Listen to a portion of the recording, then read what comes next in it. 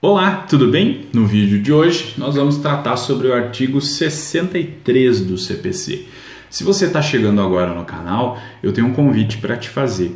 A editora Juruá lançou em parceria comigo um CPC comentado. É isso mesmo, comentários ao CPC, CPC vivo, na plataforma Juruá Docs. Em breve vai sair o livro físico, mas por enquanto nós estamos trabalhando no âmbito virtual. E nesse período aí de quarentena, enquanto durar toda essa loucura com a pandemia do coronavírus, a editora liberou de forma gratuita o acesso à sua plataforma Juruá Docs, onde nós temos o CPC comentado e outras leis comentadas também. Se você quiser conferir, está convidado. O link fica aqui embaixo na descrição. Vamos analisar então o texto do artigo 63. Ele vai disciplinar que as partes podem modificar a competência em razão do valor e do território, elegendo foro onde será proposta a ação oriunda de direitos e obrigações. E esse dispositivo, ao contrário do anterior, está tratando das hipóteses aqui de competência relativa. O artigo 62 tratou dos critérios que definem a competência absoluta, que são aqueles critérios que não podem ser derrogados, pela vontade das partes, por convenção das partes. Já este 63 aqui trata dessa possibilidade de modificação da competência em razão desses critérios, em razão do valor da causa e em razão do território. E a partir disso, as partes podem definir um juízo diverso daquele que inicialmente seria competente. Então, nesses casos aqui, nós temos a chamada competência relativa, além disso, é necessário frisar, que há algumas exceções na legislação a esse estabelecimento aqui de que esses critérios são de competência relativa. É possível que a lei diga, em determinadas hipóteses, que há, nesse caso, critério de competência absoluta. É o que acontece, por exemplo, com as leis que estabelecem os procedimentos e a competência dos juizados especiais federais e dos juizados especiais da Fazenda Pública. E essas legislações vão dizer que é competente, no caso do juizado especial federal, as ações propostas contra a União ou qualquer ente ligado a ela, de até 60 salários mínimos. E nesse caso não trata-se de um critério de competência relativa, e sim um critério de competência absoluta que não pode ser derrogado por vontade das partes. A mesma coisa acontece com a lei que estabelece os juizados especiais da Fazenda Pública. Não é possível, nas ações de até 60 salários mínimos, eu não posso propor a ação fora dos juizados especiais da Fazenda Pública, porque nesse caso se estabeleceu um critério de natureza absoluta, ok? Já com relação à Lei 9.099 de 1995, que trata dos juizados especiais cíveis, ela disciplina, quando trata do valor da causa, que os juizados especiais cíveis são competentes para julgamento das ações de até 40 salários mínimos. E nesse caso, ela estabelece uma regra de competência relativa. Isso quer dizer o quê? Se as partes desejarem, se o autor desejar, ele pode propor a ação numa vara cível, ainda que esta ação seja de menor complexidade e que o seu valor seja inferior a 40 salários mínimos. Então, não se trata de um critério de natureza absoluta e se enquadra aí nessa regra prevista no caput do artigo 63. Mas, por hora, você precisa ter bem claro na sua cabeça. Esta é a regra geral. Então, competência em razão do território e do valor da causa tem natureza relativa. Pode ser negociado entre as partes, a não ser que haja disposição legal específica estabelecendo que naquelas determinadas hipóteses não vai ser possível haver negociação, ok? Vamos adiante. O parágrafo 1º disciplina que a eleição de foro só produz efeito quando constar de instrumento escrito e aludir expressamente a determinado negócio jurídico. E como complemento, o parágrafo 2º disciplina que o foro contratual obriga os herdeiros e os sucessores das partes. Então, esses dois parágrafos estão tratando de um tema correlato, que é o tema da cláusula de eleição de foro. E é bastante comum que a gente veja isso em contratos por aí, né? Geralmente a última cláusula do contrato diz respeito à eleição do foro competente para julgamento de eventuais conflitos decorrentes daquela relação contratual. Essa é uma cláusula completamente possível se ela disser respeito ao valor da causa e a território, né? A competência em razão desses critérios.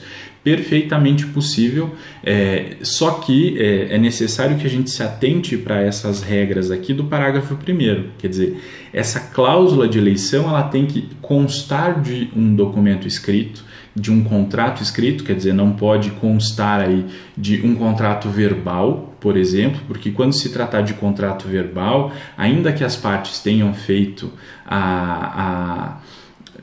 uma cláusula de eleição de foro, como não é possível demonstrar documentalmente a existência dessa cláusula, eu vou ter que seguir as regras de competência regulares, né? Não as regras contratuais, e sim as regras legais.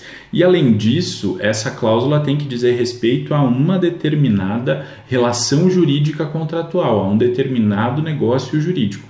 Eu não posso estabelecer uma cláusula genérica para todos os negócios jurídicos estabelecidos entre as partes ao longo da vida, por exemplo, né? Então, tem que haver documento escrito e tem que dizer respeito a essa cláusula a um negócio jurídico específico, a fim de que ela possa ser reputada válida. E mesmo depois do falecimento das partes, né, se forem pessoas físicas, ou da extinção das empresas e a sua sucessão por outras empresas, ainda assim, essa cláusula de eleição de foro continua obrigando os seus herdeiros e sucessores quando se for discutir em processo judicial algo relacionado àquele negócio jurídico.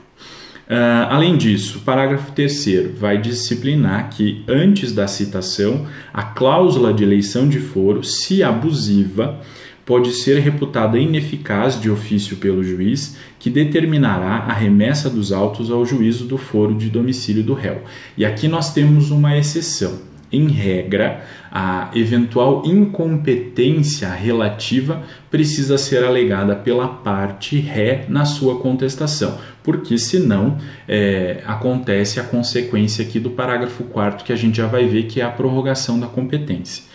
Já o parágrafo 3º, ele estabelece uma exceção a essa regra geral, no sentido de que, se o juiz identifica num determinado contrato a existência de uma cláusula de eleição de foro que seja abusiva, ele vai declarar a ineficácia dessa cláusula, ele vai afastar a incidência dessa cláusula e vai se declarar, então, incompetente, determinando a remessa dos autos ao juízo competente. E ele pode fazer isso de ofício, ok? Mas qual é o critério objetivo aqui? A existência de abusividade na cláusula. Então veja, não é simples, né, o juiz, sem qualquer alegação do réu, eventualmente identificar a existência de abusividade em uma cláusula contratual. Então há necessidade, muito embora o juiz possa conhecer dessa questão de ofício, ele precisa respeitar duas regras básicas e muito importantes. A primeira delas diz respeito ao contraditório, né, que está lá no artigo 10. A gente volta e meia fala a respeito do contraditório e retoma essa ideia, né, de respeito ao diálogo entre as partes e com as partes e tudo mais. E tudo isso é porque é muito importante essa coisa toda do contraditório, ele que legitima democraticamente o processo. Por isso que aqui no parágrafo 3º, sempre que o juiz for aplicá-lo e de ofício conhecer eventual abusividade em cláusula contratual que estabelece sobre eleição de foro, ele precisa antes intimar a parte autora, né? E eu estou falando aqui só da parte autora porque está tratando de declaração de abusividade antes da citação do réu. Então, o juiz precisa determinar a intimação da parte autora para que ela se manifeste sobre eventual abusividade da cláusula e consequente incompetência daquele juízo. Depois que o autor se manifestou, aí o juiz vai decidir. E quando ele decidir, não basta ele dizer que a cláusula é abusiva. Ele precisa especificar, né, quais são as razões que o levaram a entender que aquela cláusula é abusiva, e com isso ele faz a aplicação do artigo 489, parágrafo 1º, inciso 2, que trata dessa exigência de fundamentação analítica. E por que especificamente o inciso 2? Porque aqui esse conceito, né, cláusula abusiva, é um conceito aberto e ele precisa ser determinado no caso concreto. Então eu tenho um conceito genérico e esse conceito genérico vai ser utilizado pelo juiz na interpretação do caso concreto.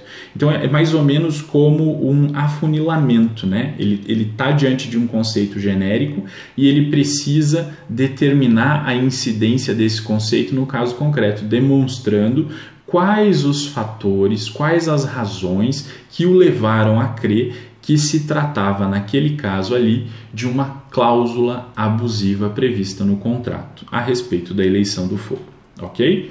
E, por fim, o parágrafo 4º disciplina que, citado, incumbe ao réu alegar a abusividade da cláusula de eleição de foro na contestação sob pena de preclusão. Olha só. Então, como se trata de critérios aqui de competência relativa, é necessário que o réu, em regra, alegue a incompetência do juízo. E o momento que ele tem para fazer isso é na contestação. Ele vai fazer isso como preliminar de contestação, certo?